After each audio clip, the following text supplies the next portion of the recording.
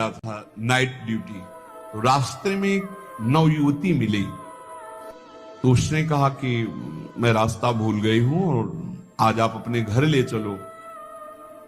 और उसका ब्याह हुआ नहीं था, पवित्र भाव से वो घर ले गया। जब घर में ले गया तो फिर उसका पवित्र भाव हो गया उस युवती का। वो तो घर ही था। सुबह निकल गई साथ, बड़ा खुश हुआ कि यार। दूसरे दिन फिर वही मिली, तो उसने कहा आज तो घर नहीं भटकी होगी। बोले नहीं, कल से हमारी आपकी मित्रता होगी, हम रोज आपको यहीं मिला करेंगे। अब वो मानसिक शक्ति से युक्त वो पुलिस में, और वो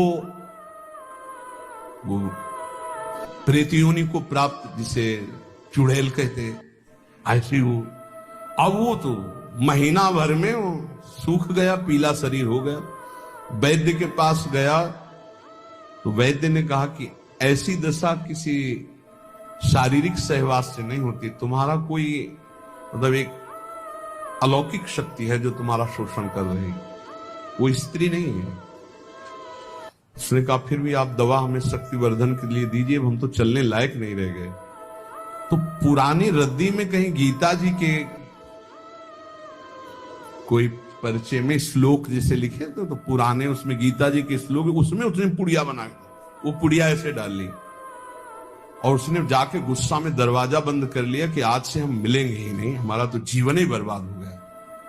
तो देखा पार्श्व में बैठी, उसके होश उड़ गए। उसने कहा कि आप कौन हो, कहां से आई हो? वह इतने दिन से मिल रहे हो, अभी ये नहीं जान रहे कौन हो? बोले कहां से आए हो?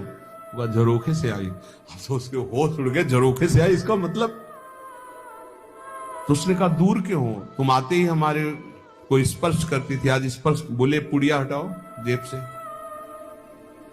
उसने पुड़िया में क्या? बोले इसमें गीता का श्लोक लिखा हुआ है, मैं तुम्हें स्पर्श तब तक नहीं करूंगी जब तक है, और देखो तुम हमें तनिक भी प्यार करते हो तो पुड़िया हटाओ। उसने कहा पुड़िया कैसे हटा सकते हैं अब? उस दिन वो बैठी रही पर स्पर्श नहीं हुआ और समय आने पर चली गई। दूसरे दिन उसने गीता का पूरा जेब में रख लिया और जहां आती